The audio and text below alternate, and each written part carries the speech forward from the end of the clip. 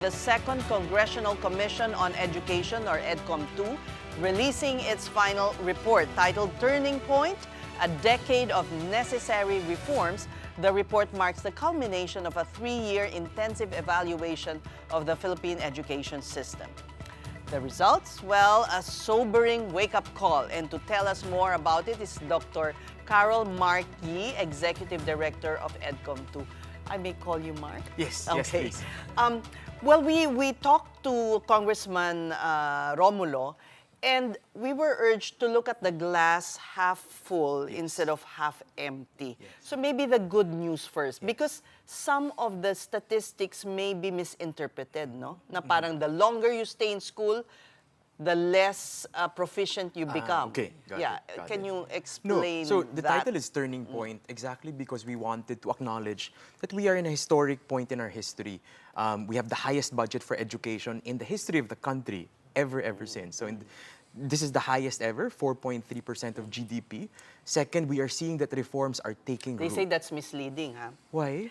Because some of the it's not just for amounts deficit, is not just for education. basic Yes. education. Right. Yeah. Well, understandably so. I mean, I would even defend that nutrition needs to be part of that budget. Early childhood should be part of that budget because, as we have always stood by, without investing in the earliest years of life, you cannot build anything on top of it. And But for that, you're relying on DSWD, right? among many actors. Pero sige, the highest, Okay. hindi lang 4.2% of Yes, GDP, yes. but the highest that's being ever in our challenged. history. Okay. But the successes are really taking root. In our first year, we were also here sharing our findings, and they were really quite depressing. Textbooks not delivered for an entire decade, only 27 titles procured from 2013 to 2023. In just 2024, DepEd has already procured more than 100 titles, really bolstering the number of books reaching our students today. Second, the summer remediation programs already run by DepEd to implement a law that Edcom commissioners passed last year. The ARAL program and the summer literacy remediation program, we found that students who were there for remediation for 20 days, when we did that study to estimate how much they learned, it was equivalent to 1.3 years worth of schooling. Imagine for 20 days. What they would have learned in a regular 1.3 years, they learned in just 20 days because it was well-designed, focused, very targeted, which is what we have been clamoring for from the get-go. Teacher positions have finally been given for promotion. Right now, more than several tens of thousands of teachers are getting promoted. DepEd is saying their target is 100,000 this year alone. In year one, we shared 15 years for a teacher to get promoted from teacher 1 to 3.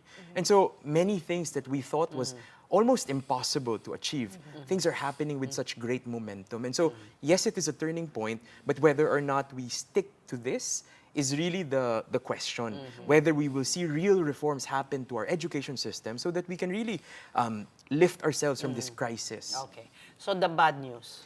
The bad news is nutrition. We found that more than 50% of children aged 3 to 5 are not getting nutrition supports from the DSWD supplemental feeding program. It is not reached. But that is the window of opportunity for really intervening. Because as we always say, if you don't give them the nutrition from 0 to 4, even if you feed them all the way up to high school, it will no longer reverse the damage to cognitive development. The second is maybe the data point that you've talked about with Kong Romulo, that we found that using the National Achievement Test results, from 30% proficiency at grade 3, by the time students reach grade 12, so far from the data that we've seen, it goes down to 0.47% proficient. That is 4 out of 1,000 senior high school students reaching proficiency at grade 12. The third is mass promotion. And I think... But may you Go explain ahead. that drop? Yes. Is it because mga dati ng estudyante nung palpak na system yung nasa upper grades? Yes, Tama yes. ba? That's So how he explained Yeah, it. because the graph was a bit strange, right? Yeah. If you look at it, yung graph, they're not actually graphing the same group of Yes. kids. As we said in So it's hard to our compare. statement, it is not longitudinal data. So it's a different batch, no? Correct. But it is the latest data that gives you a snapshot how are grade 3 students doing now, how are grade 12 students doing now. But Kasi you can reach the conclusion that what? Yeah. What did they do for the rest of, I mean, as they grew older, they lost their No. yeah, so that's not the explanation. Well, to us, what is clear is if you don't have foundations by grade 3, there is no way you can learn everything else you should have learned from grade 4 to 12 because to begin with, you did not have the basics of literacy and numeracy. And that is still our assumption, which is why when we are asked, so given this data, what do we do? It's doing what we have pushed for since last year, to fix the foundations. Because with a robust foundation, you can keep learning. So the 30% at level 3, at grade 3, Yes. is actually already a result of the intervention? Yes, starting to show the results of the intervention. Because one of the things that also came out just last month is we decongested the curriculum. So it used to have tens of Yeah. thousands, actually 12,000 Yeah. competencies that was reduced by 70%. And the data from PIDS tells us now that usually around the world, you don't expect significant improvements in learning just because of a curriculum. But to us, because it was just so congested, you are seeing gains already among grade 2 students. So in tandem with the remediation program run by DepEd, you're seeing that our learners now at grade 3 are actually able to read, and more so. Yeah. So I'm well and good with those grade 3 and below because I Yes. know you will just strengthen this Yes. remedial program, the literacy program. It seems to be working. What then do we do with the grade 4 to the grade 12s who are really suffering? The numbers are so dismal, Mark. Yes, And yes. so how do we try to fix At grade that? 12, parang ano pang pag-asa nila? Yes. So, well, that is the beauty now of the coordination between DepEd, CHED, and TESDA. We're saying that there should not be dead ends in our education system. And so, yes, we went through a very difficult period. They also, a good number of our grade 7 to 10 students also went through the pandemic when they were supposed to be learning literacy and numeracy. Now, the question is, can you catch up 5 years, 6 years of lost learning? Not quickly, right? And so what we need to do is to make sure that on one hand, DepEd develops their intervention programs in a way that is customized to the needs of these high school students who are still struggling with basic competencies, and also maybe rethink how they will teach the next school year already. The other thing, Mark, is the, no learner left behind, which basically means walang bumabagsak, walang nare-retain. Yes. Lahat nagpo-progress, Yes. even if they're not ready. I know that it's unfair to keep retaining students because dagdag pasakit yun sa parents. Nahirap-hirap na nga magpaaral. Yes. And But also, it's also unfair for the student to kind of just try to flounder their way around. So what is the solution for those that are caught in that bind? Right. So for us, that's one of our, I guess, strong points, strong recommendations to end mass promotion practices immediately. And what is it? It's a component of maybe 4 to 5 things. One is the grade transmutation policy of DepEd. When you're actually 60, you get a 75 in your report card. And so if you get a 75, you pass. You don't even need to do summer classes. You don't even need to go through remediation programs. So that needs to be revised immediately. The second is the rating kasi of the principals. What happens is if you're rating, if you have a dropout, if you have a non-completer, if not all of them pass, the rating of the principal gets affected. Ah, ganun ba? Yes, and the performance of the school is also frowned upon. And so there is so much pressure So for the how teachers. will this be implemented? To I mean, revise this our is just targets. recommendatory, Yes, right? Yes, to revise our targets. The targets that are set by DepEd with DepDev and DBM, because until you put there, it should be 100% completion rate. It's not realistic. You can't expect that all students 100% will complete because normally, really, students need some more time than others, need remediation. So our proposal is, and we sat down with Secretary Angara and the leadership with the commissioners of Edcom to say, why not maybe reframe it?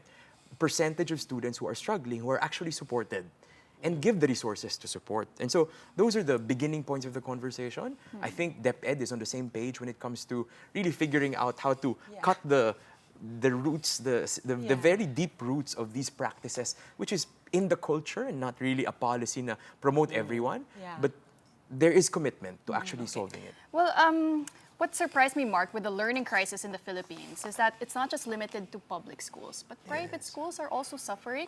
Yes. So even though they don't deal with congestion and the problems that public schools encounter, meron ding crisis doon. Yes, Why? yes. So 3 things. I would always speak with private schools and I ask them, For DepEd, I understand it because of all of these constraints that we're facing in procurement, etc. For you, why is it the case? First is, some of their students, actually a good number of their students, also come from public schools because they are the feeders to all the private schools. The second is, all of their teachers are products of our system. And so if you have a large system where there's poor quality education, where we're not able to support teachers well in terms of their training, then that's also what you get, no? And then the third is early childhood education and nutrition. The data that we've seen in the past 2 years is that neither rich nor poor are getting the right nutrition that they require, and they're also not getting access to early childhood education in the Really? country. Even if you have the money to Yes, buy because- good nutrition? Because it is information, awareness of what should be given. Because we see now that most of the food that is given to our children, carbs heavy. Not enough protein, not enough fat. And I keep repeating this over Fast and over food. again. Fast Yes. food. Yes. It's a war kasi, di ba? Trying to force feed a toddler. I know, Like I know. healthy food. I mean, we've all been through that. Trying I to feed know. your pamangkin, your kids, your apo. It's hard, sis. Not me. She should Me teach when us. I was I know. raising my Maybe kids. she can give a Sis, lecture. Can you give a lecture on how to be a strict? Can we do a vlog on that? But how does Wait, test? Okay. I'm a lola already. Vlog is You're fine. the best. Well, to the give studies that advice. we've also found out tells us that in the Philippines, 40% of parents are not home while their kids are young Yeah. because they need to migrate to Manila, to Cebu, to other parts of the world to work. And so they're left with either panganay, They're- either auntie, either lolo Na lola, wala ring alam. or kasambahay. Spoilers. Or kasambahay. And so we really need to look at an expansive view of the Filipino household and make sure that they are also aware. With early childhood education, I know some LGUs like Yes. voluntarily offer like daycare with Yes. teachers. They fund this themselves. Yes. They ask private institutions for help, for donations. Are we trying to like, I don't know, make this into something Well, more? it is actually their responsibility and has been so for the past 13 years, since Can we 2013. punish those that are not? But our question is, who holds them accountable? Exactly. Because we talk to DILG, we talk to ULAP, we talk to the leagues of Di all ba merong board, Yes. board at the local level that's Council. supposed the local school boards. Yeah. Yes, yes. Oh. But not so. The local school board has been Baka in-name lang. has been organized that the co-chair is the mayor, the other co-chair is the superintendent of DepEd.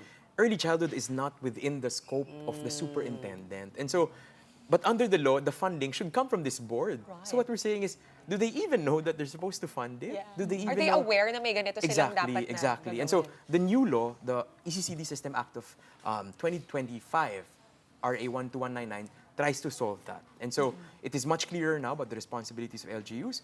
DILG is now part of that board and should help make sure that all LGUs are acting on it.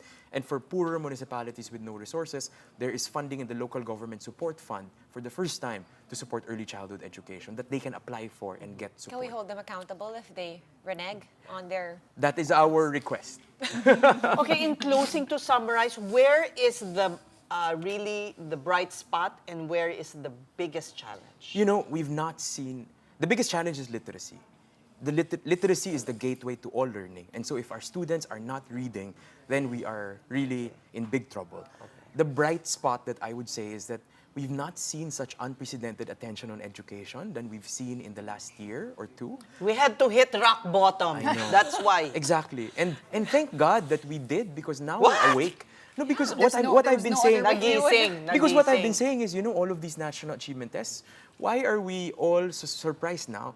This has been out there for the past You know, 2 decades, I saw- but no one has made a fuss about There was a it. 1925 Monroe survey Yes. where grade 4 students were performing badly. So it's been 100 years Exactly. of this problem. Exactly. Pero bakit ngayon lang tayo nagigising?